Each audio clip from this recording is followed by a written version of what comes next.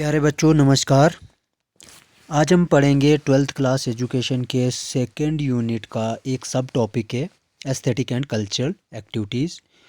तो इसमें से हमने तीन चीज़ें पढ़नी है, ड्रामा, एजुकेशनल टूर और फॉक एक्टिविटीज़।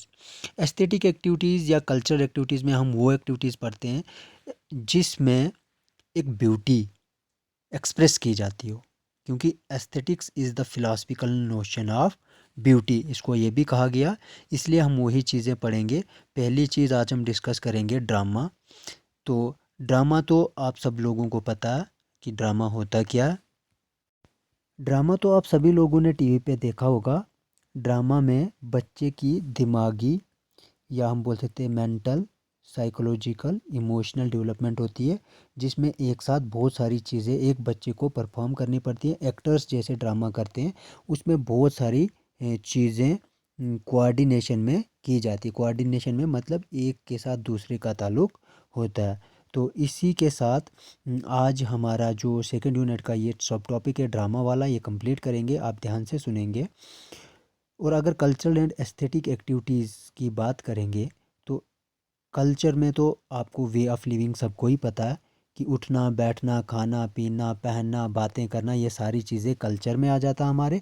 और एस्थेटिक एक्टिविटीज़ में वो सारी चीज़ें जिससे ब्यूटी को हम एक्सप्रेस करते हैं, डेकोरेशंस करते हैं, जैसे डांस, इकट्ठा मिलके फोक डांस, फोक एक्टिविटीज़, इनको हम एस्थेटिक एक्टिविटीज़ कहते हैं। अब हम ड्रामा का थोड़ा सा मीनिंग समझ लेते हैं।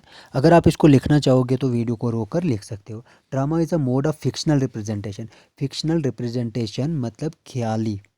जिस तो ड्रामा को फिक्शनल रिप्रेजेंटेशन इसलिए कहा गया क्योंकि ये एक ख्याल होता है हमारे अंदर, एक सोच होती है जिसको हम रिप्रेजेंट करते हैं, लोगों के सामने रिप्रेजेंट करते हैं। डायलॉग्स भी बोलते हैं और परफॉर्मेंस भी करते हैं। सिंपल वर्ड्स में अगर हम बोलेंगे तो ये एक कंपोजिशन इन वर्स, वर्स होता है लाइनों में, जैसे हम शेर नहीं बोलते हैं, डायलॉग्स बोलकर बोला जाता है। तो प्रेजेंट करते हैं एक स्टोरी को। पेंटामाइम होता है इशारों से, इशारे भी करना, एक साथ ज़िबान मतलब हमारी स्पीच भी इन्वॉल्व होती है, डायलॉग्स भी बोलते हैं और उसी तरह से एक्ट भी करते हैं, वही ड्रामा होता है। It contains conflict of characters, में बहुत सारे करेक्टर्स होते हैं, particularly the one who perform in front of audience, जिसको हम हीरो बोलते हैं या मेन किरदार होता है ड्रामे में। हम भी ड्रामा परफॉर्म करते हैं, उसमें वो करेक्टर्स होते हैं जो स्टेज पे जाता है। The person who rights drama, या जो ड्रामा लिखता है उसको क्या बोलते हैं, ड्रामेटिस्ट बोलते हैं या प्ले राइट भी बोलते हैं। तो ये आप ड्रामा के मीनिंग में लिखोगे, एक बार फिर से इसको देख के अच्छे से लिख के और याद भी करना है। ड्रामा एक फिक्शनल रिप्रेजेंटेशन की जाती है ड्रामे में, डायलॉग्स और परफॉर्मेंस के ज़रिए। सिंपल वर्ड्स में बोलेंगे तो ड्रामा एक कंपोजिशन है। Composition in verse, verse means dialogues में छोटी छोटी लाइनों में हम इसको लिखते हैं।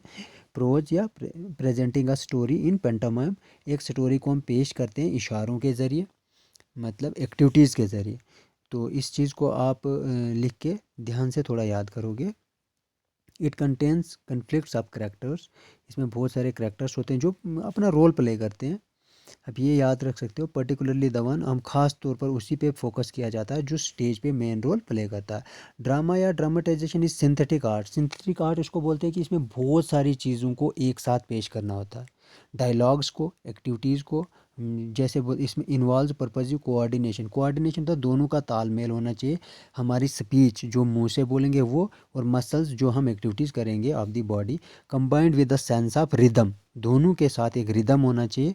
And music, ideas and emotions, dictions and movements. Dictions होता है जो ज़िबान से हम कुछ बात बोलेंगे और जो मूवमेंट करेंगे, उन दोनों का बराबर एक रिदम होना चाहिए। रिदम होना मतलब तालमेल इनका होना बहुत ज़रूरी है। तो ड्रामे में आप खुद भी एक नोटिस करना कि ड्रामे में किस चीज़ को कैसे पेश किया जाता है, वही ड्रामा आपने यहाँ पे लिखना, अगर एग्ज़ाम में पूछ लिया तो लिखना। और ये कल्चरल और एस्थेटिक एक्टिविटीज़ में ड्रामा आता है।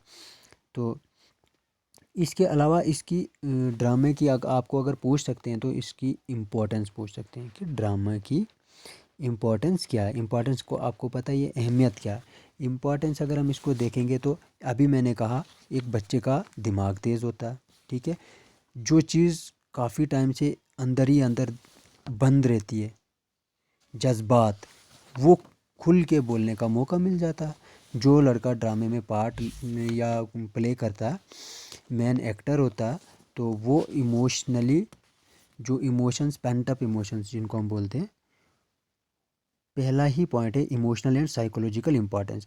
हमारे इमोशंस एंड साइकोलॉजिकल इंपॉर्टेंस में आप ये लिख सकते हो कि इमोशंस को खुल के आप एक्सप्रेस करने का मौका मिल जाता है। लिंग्विस्टिक इंपॉर्टेंस का मतलब यहाँ पे है कि आपका जो एक आर्ट ऑफ एक्सप्रेशन, बोलने का तरीका, वो भी आपका ठीक हो जाता है। एकेडमिक इम्पोर्टेंस इसलिए बोला गया, एकेडमिक इम्पोर्टेंस में ड्रामे में जितनी भी चीज़ें हैं वो याद करनी होती है और बच्चे के लिए वो याद हो जाती है आगे। और एकेडमिक इम्पोर्टेंस भी एकेडमिक भी है क्योंकि इसमें कुछ जियोग्राफिकल बातें आएंगी, आपको हिस्टोरिकल बातें आएंगी और बहुत सारे नॉलेजेबल बातें आती है। सोशल इम्पोर्टेंस, जो भी ड्रामा किया जाता है बहुत सारे बच्चों को एक साथ लेके ड्रामा किया जाता है या एक्टर्स को लेके, वो एक सोशल सिस्टम बनाया होता है, एक सेटअप उसी में किया जाता है। इंटेलेक्चुअल इंपॉर्टेंस इसलिए है इसकी क्योंकि इससे दिमाग बहुत सारा तेज़ होता है, इंगेज होता है कुछ भी एक्टिविटीज़ करने के लिए। रिक्रिएशनल इंपॉर्टेंस, बहुत इंजॉय करते हैं लोग ड्रामा देख के। क्रिएटिव इंपॉर्टेंस, नई नई चीज़ें एक क्रिएटिव माइंड बनता है कि ये चीज़ मुझे ऐसे करनी है, ऐसे करनी है, एक सेंस बच्चे में पैदा हो जाता है। एस्थेटिक इंपॉर्टेंस, एस्थेटिक तो पहले ही पता, खूबसूरती, हर एक चीज़ को खूबसूरती से पेश किया जाता है। मोटिवेशन मिलती है और अवेयरनेस वैल्यू भी इसकी बहुत ज़्यादा है। अवेयरनेस वैल्यू में यही आएगा कि बहुत सारी जानकारी आप ड्रामे के थ्रू, जो जब हम किसी को जानकारी देते हैं तो वो वाली इम्पोर्टेंस भी इसमें है। मैं जल्दी जल्दी समझा रहा हूँ इसलिए क्योंकि ज़्यादा MB की वीडियोस अपलोड करना मुश्किल है, आप सब जानते हो, इसलिए ये मैंने अभी सम अप किया जल्दी से। अगर कोई कहीं समझ नहीं आई हो तो आप मुझसे पूछ सकते हो। आपका रिस्पांस बिल्कुल भी नहीं आ रहा। व्हाट्सएप पर कितनी बार मैंने आपसे अटेंडेंस भी मांगी, कोई प्रेजेंट नहीं लिख रहा। तो बच्चों ऐसा नहीं चलेगा, हमें भी आपकी परफॉर्मेंस का साथ साथ में पता चलना चाहिए ताकि हम आगे और अच्छे से मेहनत करके आपको पढ़ाएं। इसलिए ध्यान से पढ़िएगा। और खाली एजुकेशन की बात नहीं, मैंने इंग्लिश की भी वीडियोस डाली है, समझ आ रही हो अगर तो उसको अच्छे से पढ़ के आप प्लीज़ वो रिस्पांस दें व्हाट्सएप पर कि कितना आपने करा, क्या क्या लिखा आपने, कितना याद किया, ताकि हम उसी तरह से आगे कंटिन्यू करेंगे। धन्यवाद।